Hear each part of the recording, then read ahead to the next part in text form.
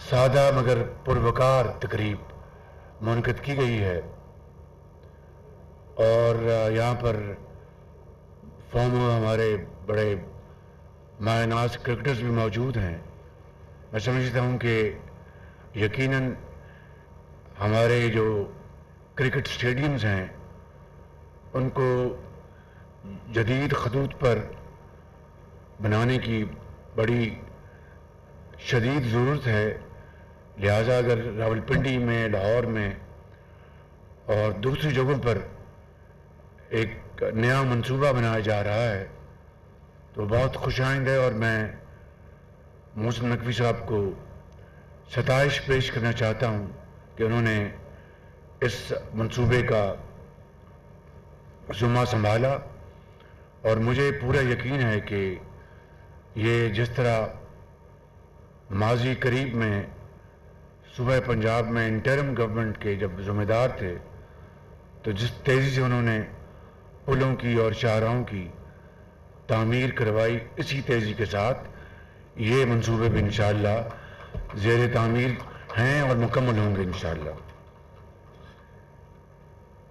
مگر اس کے ساتھ ساتھ میں نے محسن نقوی صاحب کو کہا کہ جہاں پر آپ یہ خوبصورت اسٹیڈیم بنانے جا رہے ہیں وہاں پر اس سے بھی زیادہ ضرورت ہے کہ آپ کی جو کرکٹ ٹیم ہے اس کو آپ بھرپور توجہ دیں، اور جس طریقے سے یہ برک اینڈ مورٹر کا جو آپ نظام بنانے جا رہے ہیں اسی لگن، بلکہ اس سے بھی بڑھ کر آپ کرکٹ ٹیم کی اس کی دوبارہ اس کی تشکیل نو کریں اور صرف میرٹ کے اوپر آپ منتخب کریں جو کہ آپ کا خاصہ ہے.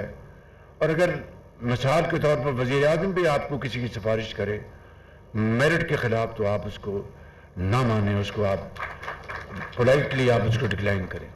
یہ واحد طریقہ ہے کہ ہم دوبارہ کھیلوں کے میدان میں ہم کرکٹ کو، یہ ہاکی ہے، دوبارہ اس کی وہ سہانی یادیں، جو بھولی بسری یادیں تازہ کر سکتے ہیں جو کہ 50 کی دہائی، 60، 70، 80، 90 کی دہائی تک وہ ایک اس کا توتی بولتا رہا پوری دنیا میں.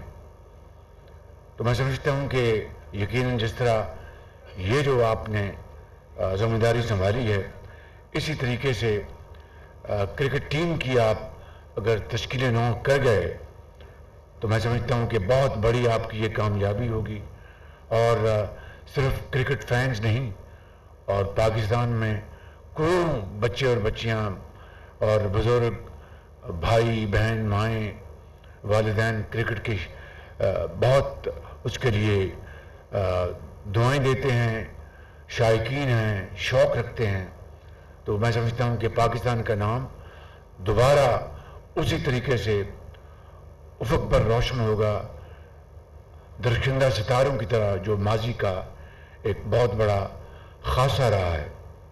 تو میں ان الفاظ کے ساتھ میں اپنی بات کو ختم کرنے سے پہلے کرکٹ کے حوالے سے ایک واقعہ سنانا چاہتا ہوں. وہ واقعہ بھی ہے اور ایک لطیف انداز میں ایک وہ جوک بھی ہے، اور یہی قذافی اسٹیڈیم کا واقعہ ہے.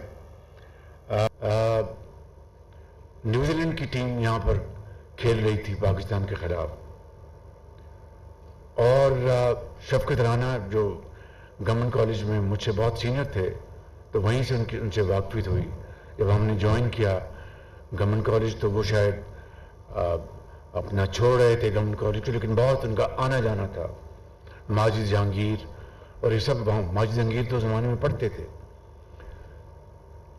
تو یہاں پہ میچ تھا تو شفقت رانا سپن بولنگ کے خلاف بہت اچھا کھیلتے تھے، بہت اعتماد کے ساتھ، اور بڑے اچھے وہ کٹس لگاتے تھے. لیکن جو تیز گیندوں کو ذرا تھوڑا سا جھجک کے کھیلتے تھے. یہ نہیں کہ وہ کمزور تھے، لیکن یہ فیکٹ ہے کہ وہ ذرا تھوڑا سا جھجکتے تھے تیز گیندوں کو. تو ان کا ایک لمبا بالر تھا، fast bowler, medium fast bowler تھا، تو وہ گیند نہیں کرا رہا، تو شفقت رانا 96 پر پہنچ چکے تھے اور بالکل آخری اوور تھا، تو آخری اوور پہ اس نے ایک باؤنس کرایا تو شفقت رانا گئے اور پھر چھوڑ دیا انہوں نے، تو بہرحال وہ سٹمپس ڈرا ہو گئے. اگلے دن آیا وہ اس کا نام موٹس تھا، جی موٹس، اس نے گیند کرایا، شفقت رانا نے اس کو ہٹ کیا تو وہ مڈ وکٹ پہ بیچارہ وہ پکڑا گیا، آؤٹ ہو گیا. بہت تیزی کے ساتھ بڑی مشکل سے وہ پویلین آہستہ آہستہ آ رہے تھے. مجھے یاد ہے ایک ان کا بڑا فین تھا، ان کا کہ شفقت بیڈ لک، ان کا واقعی میرا لک بڑا خراب ہے میرا.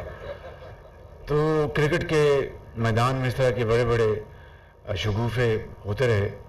تو میں آپ کو ایک دفعہ پھر اور آپ کی ٹیم کو مبارکباد پیش کرتا ہوں. ایک بہت آپ نے ذمہ داری سنبھالی ہے، انشاءاللہ اس میں کامیابی تب ہوگی جب ٹیم کو آپ کامیاب کرائیں گے. پاکستان پائندہ باد.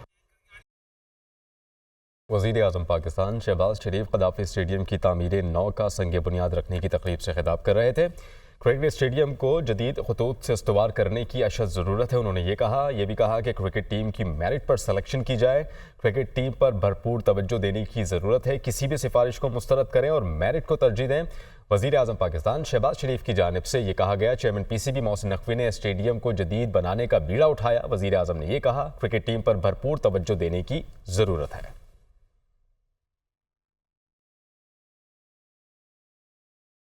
حافظ نعیم الرحمان اس وقت دھرنے سے خطاب کر رہے ہیں. اپنی کابیناؤں میں ایسے افراد کو شامل رکھا کہ جو خود ان آئی پی پی سے متعلق تھے. اتنا بڑا کنفلکٹ آف انٹرسٹ ہے جو ان ساری حکومتوں نے کیا، اور خود اس حکومت میں شامل ایسے لوگ موجود ہیں کہ جو اس کے براہ راست بینیفیشری ہیں. تو آپ یہ بتائیے کہ جب اتنے بڑے پیمانے پر جال سازی ہو رہی ہو اور قانون کی اور روایات کی دھجیاں اڑائی جا رہی ہوں اور چند لوگوں کو فیسیلیٹیٹ کیا جا رہا ہو، تو پاکستانی قوم اس کا بھگتان کیوں بھگتے گی؟ لہٰذا ہمارا بہت واضح طور پر یہ مطالبہ ہے کہ ان کے تمام افسران کے اور حکومت میں شامل اس وقت کے لوگ جنہوں نے معاہدے کیے ان کے اثاثے منجمد ہوں اور پھر فارنزک آڈٹ کیا جائے. اس وقت فوری طور پر جو کام کیا جا سکتا ہے وہ یہ ہے کہ جو آپریشن اینڈ مینٹیننس میں گھپلے ہیں ان کو فوری طور پر پکڑا جائے. پھر اس کے بعد جو کیپیسٹی ٹیسٹ ہے وہ تمام جو بھی آئی پی پیز ہیں ان کا لیا جائے، پتہ چل جائے کہ اصل میں کیپیسٹی کیا ہے اور چارج یہ کیا کر رہے ہیں، معاہدہ انہوں نے کیا کر کے رکھا ہوا ہے. ایکچوئل کیپیسٹی کا تعین ہونا چاہیے. اور اسی طرح یہ جو آئی پی پیز 1994 سے چل رہی ہیں، انیفیشینٹ ہو گئی ہیں، ان کی پرفارمنس صحیح نہیں ہے،